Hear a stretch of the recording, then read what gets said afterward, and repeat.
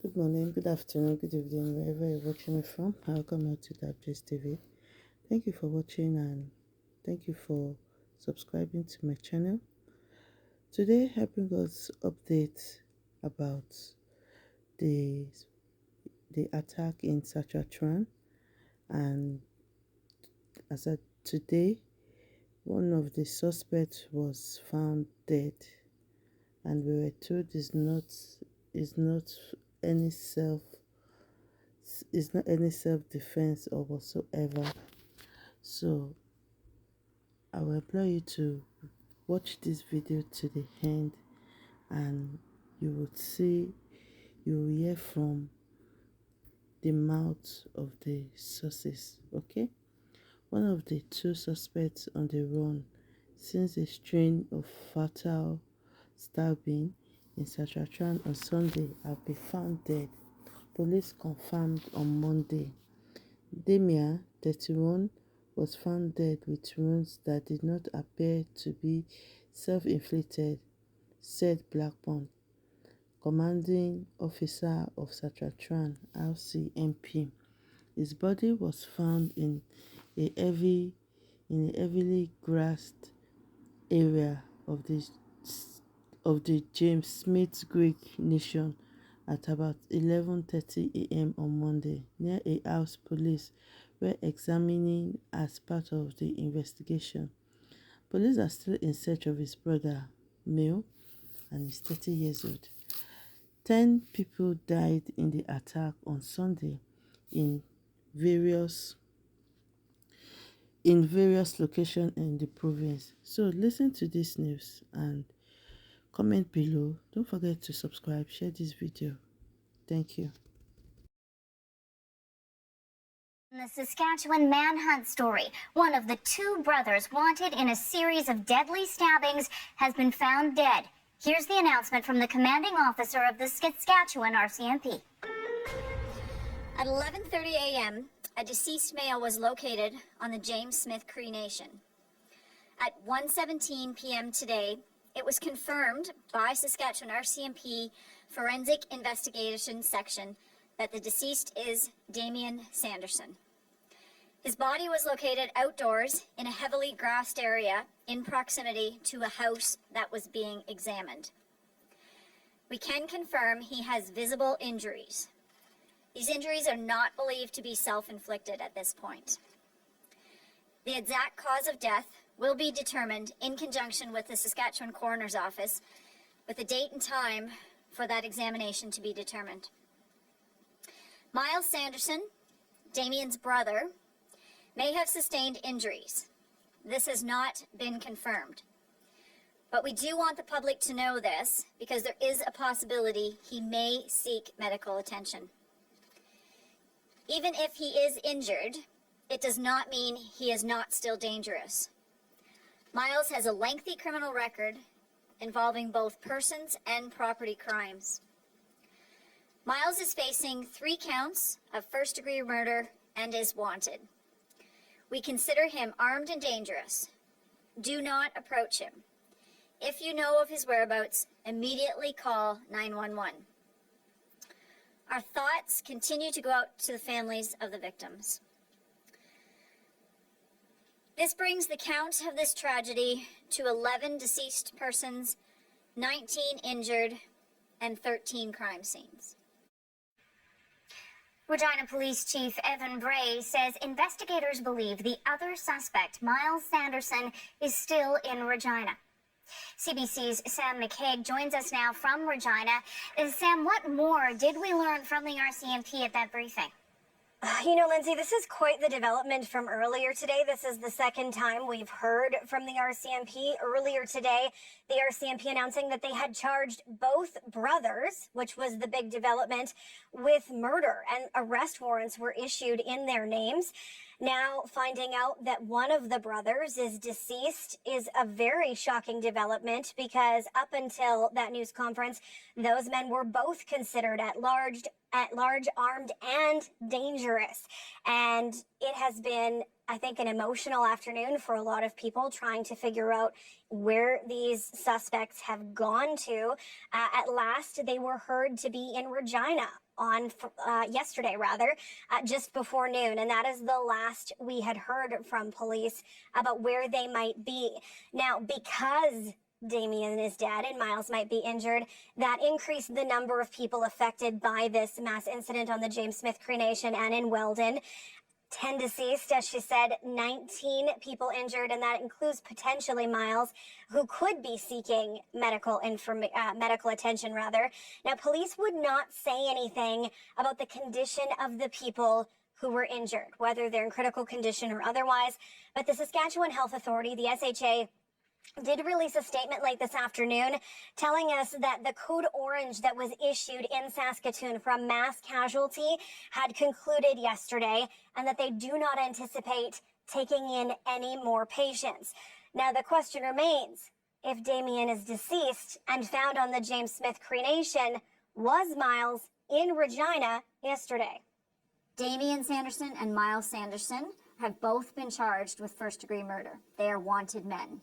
If you know any information or have any information that you believe could be beneficial to this investigation or to locating the individuals, please call police immediately. For the people of Saskatchewan, please remain vigilant as these individuals remain at large.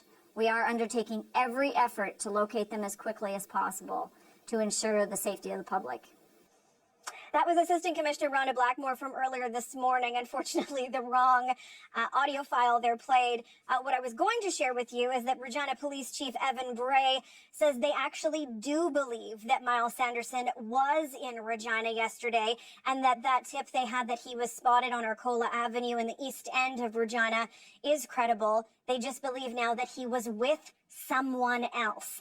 And about 20 minutes ago, or earlier this afternoon, RCMP sent out their 7th public alert, alerting the public to the fact that Myles Sanderson is still at large. He is still wanted for murder, and he is considered armed and dangerous. And they're telling people, if you see anything, to call 911 immediately.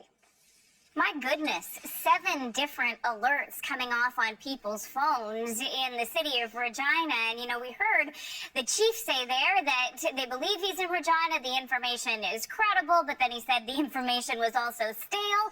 How are people doing with all of this? I think that there is what I would call a heightened intensity in the city. There is certainly an appetite for information. There are a lot of people asking questions. I know that my colleagues and I have fielded a number of questions and also tips. There are so many rumors swirling on social media. I can't tell you how many times in the last 24 hours that I have been told they've been found. And I don't mean that by police. I mean people reaching into my inbox and saying, hey, here's a picture, this is what happened. And unfortunately, because of the way social media works, it's just not possible for us to do that work. That job is for the police. So it's really important that if people do see something, that they're sharing that information with police services, whether it's the Regina Police Service or the RCMP. And I would also say that it's different here in Regina. Normally, when I drive to work in the morning, I see 1 or 2 police cars, if that. Today, I saw 6. So that gives you an idea of just how many more police agencies have stepped into the city to assist with the investigation and to track down now just Myles Sanderson. Thank you for sorting through all those emails and bringing us the facts, Sam. No problem. Thank you. That is Sam McCaig, the host of CBC Saskatchewan News at 6. Bruce Pitt Payne is a retired RCMP Special Crimes investigator and sergeant. He's in Maple Ridge, British Columbia. We spoke to him earlier, and he gave us his take on what we learned from that RCMP briefing. What a twist. And I think it's shocked everybody that, now, I mean, this sort of stuff does happen. The police can't know everything until they find the evidence, but it still is quite shocking that he was... Damien found up in the original crime scene area.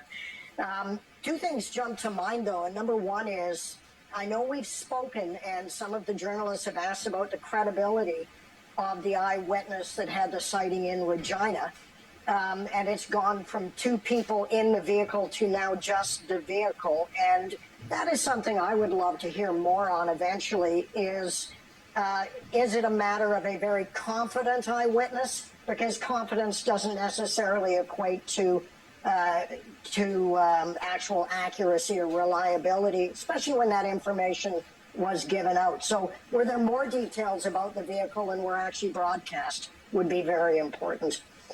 Or even the relationship to the person who was calling that information in, right? Obviously, police seem to have reason to trust that information that we're getting. We heard the police chief of Regina very clearly say that they do believe that he is in Regina. Yeah, based on that information, and that's why I'm saying that this is something to probe a little further on. That would be very important for everybody to know at some point. Is it a frailty to eyewitness memory where everybody wants to believe it, or was there additional information and corroboration in some other way? Be very important to know. The only other information I can think of right now that comes out of this is another journalist asked this very important question regarding the unlawfully at large status of Myles beforehand since May. And it'll be very important to find out before all of this settles what efforts were made to actually find him when he was unlawfully at large, and why this wasn't mentioned in the first day, because they would have known that immediately. And it was interesting to see her sort of deflect that question by saying that a lot of people have outstanding warrants for arrest. That's not something that necessarily makes you feel safer answering the question in that matter. You know, the other piece of new information that we've been asking about in this instance is that these two men were brothers. How does that change what we know about the situation based on your experience investigating crimes? I don't know. I had, it's funnily enough, or assumed, as many people had, that they were brothers, and then only read later that that had not been confirmed. So it's just confirming my first guess because of the last names. Doesn't make any difference to me, other than it would be very bizarre if he killed his brother, too. Close-knit community, though, that we are talking about. As you mentioned, we are looking at a series of criminal history that we have with Myles Sanderson, now someone who police are looking for in Regina and presumably in other places across the province. Crimes against property and persons. What do we know about Myles Sanderson, and how might that help us understand where police will go to find him?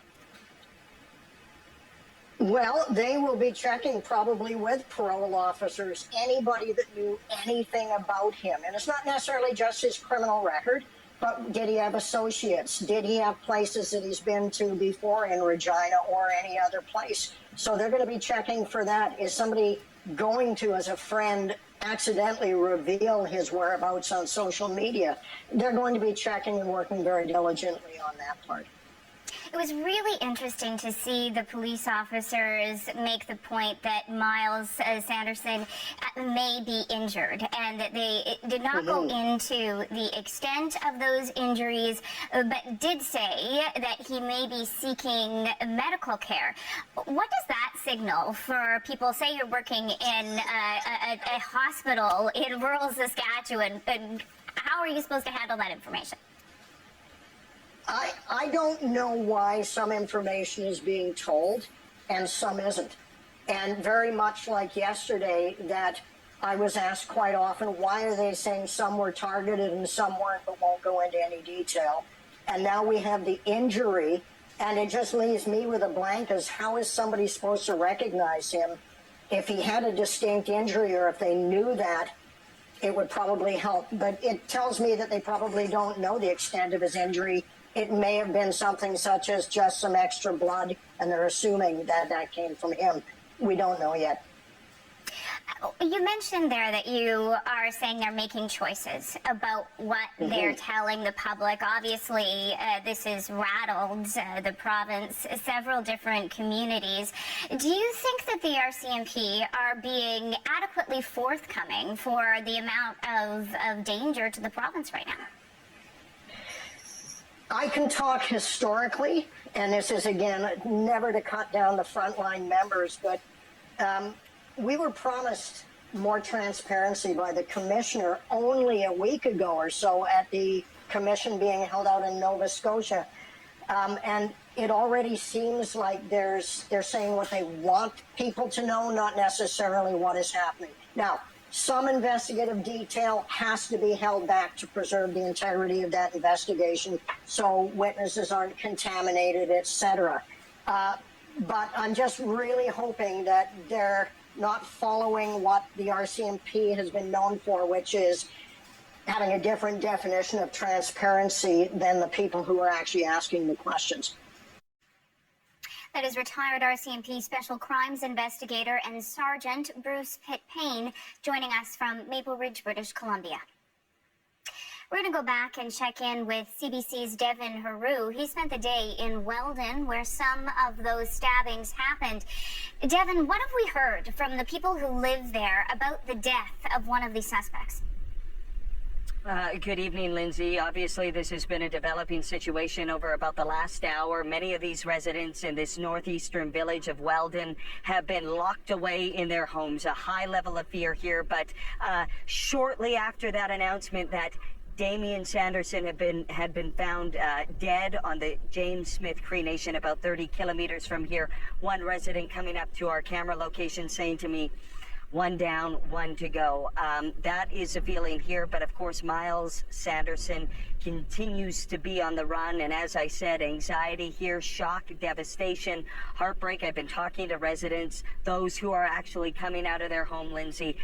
They're just torn apart. It's a village of about 200 people. Everyone knows everyone here, and so they're really just digesting all that's taken place over the last 36, nearly 48 hours now. Speak to those people and understand just what they're going through. Yeah, and you know, I had an emotional conversation earlier today with Ruby Works. She was born and raised here in Weldon, left for a bit, came back here, knows so many of the people. I've seen her talking to neighbors, going from home to home. And you know, Lindsay, what strikes me, there's a street right along where I'm talking to you from, Central Street. It cuts right through the heart of the village.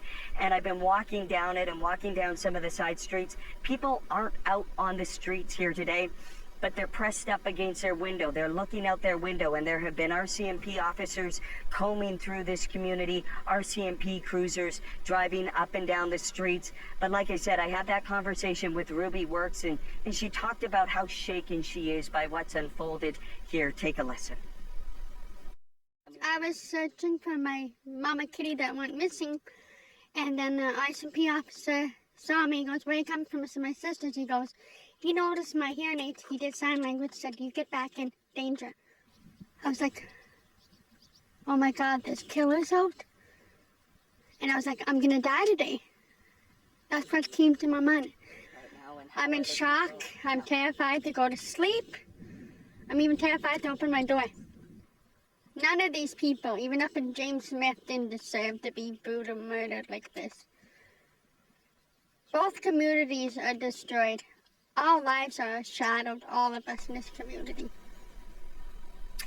We have learned some details about one of the victims in the community. What do we know, Devin? Lindsay, like I said, I've been talking to residents, and they're now identifying 77-year-old Wes Peterson as one of the victims here, killed in the stabbing rampage yesterday morning, and some harrowing, horrifying details about what unfolded on the edge of this village just down from where I'm standing inside the home of Wes Peterson. Ruby Works tells me she's been talking to family members. They've been telling her about what unfolded in that home Sunday morning. In fact, Wes Peterson's grandson, a 25-year-old, was hiding in the basement of the home on the phone with 911. He heard the altercation in the home upstairs, heard the commotion, stayed hiding in the basement on the phone with 911, only to return upstairs when he heard everything quiet. That's when he found his grandfather. A horrifying scene, no doubt. Just really, really chaotic scenes that played out in this community. Here's what Ruby Works says about her relationship with 77-year-old West Peterson. He always go open Coffee Roadhouse after he was done. He used to drive around, check if everything was all right. He was proud of making his Saskatoon jelly. He was proud of that. He came and told me he made it on Saturday. I seen him Saturday. I said, I'll see you Sunday. You take care. And he goes, I'll see you Sunday too. That was the last time. Getting that and then told they murdered him. I hit the ground. I collapsed and hit the ground. I fell right on my knees. I couldn't even breathe. I couldn't even catch my breath till my auntie told me to get your breath. I've known this man since I was just a little girl. He's like an uncle to me. He didn't deserve this. Everybody takes care of everyone here. He helped if someone needed a hand. He helped. He was a kind-hearted man, and he loved his kitties. He loved his kitty named Buddy and Mouse. He always up at 2:30 in the morning. Him and his buddy. His kitty's name's Buddy. Lindsay, these are heart-wrenching conversations here today, of course, here in Weldon and about 30 kilometers down the road in the James Smith Cree Nation, where, of course, they're grappling with this. They have asked for privacy, asked for media to stay out of the community. We're going to respect that. They are in a state of emergency dealing with this, trying to make sense of this unthinkable tragedy. I'll remain here in the community of Weldon, talking to residents, trying to gain as many details as possible in what continues to be a developing situation. That is the CBC's Devin Haru in Weldon, Saskatchewan for us tonight. Stay with the rundown. We are going to have more on the victims and what we are learning about them. That's coming up right after this break.